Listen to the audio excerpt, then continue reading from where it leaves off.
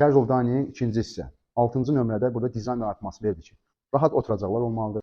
Səs-küyü udan belə interyer. Instagramda daima aktivlik və yaddan çıxartmayaq ki, musiqi isə fon musiqi sadəcə çox yorucu olmamalıdır.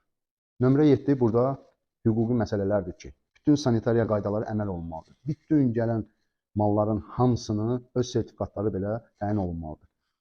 Həmçinin də belə içkilərdə də. Post terminallar, post sistemi olsun ki, stoku izləmək üçün.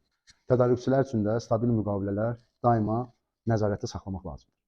Nömrə 8 burada marketinqdir ki, açılışdan öncə bir hype yapmaq lazımdır. Google Map'də locationlar təyin etmək, həftəyə 3-4 dəfə canlı açıb və göstərdiyimiz təamları, pişirdiyimiz təamları belə göstərmək gərəkdir.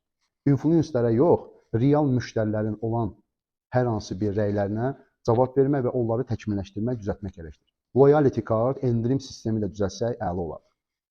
Casual diningdə sahibkarların və iş adamlarının etdikləri ən böyük səhvlər. Çox böyük menu bu xaos deməkdir. Olmaz.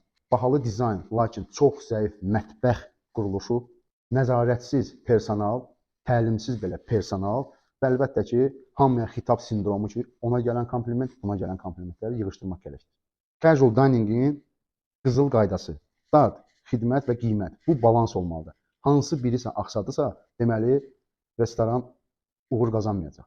Hamıya uğurlu projelər arzulayırıq. Daha maraqlı və ətraflı məlumatlar almaq üçün bizim Instagram, YouTube və TikTok kanalımızı izləməyinizi davam edəsiniz.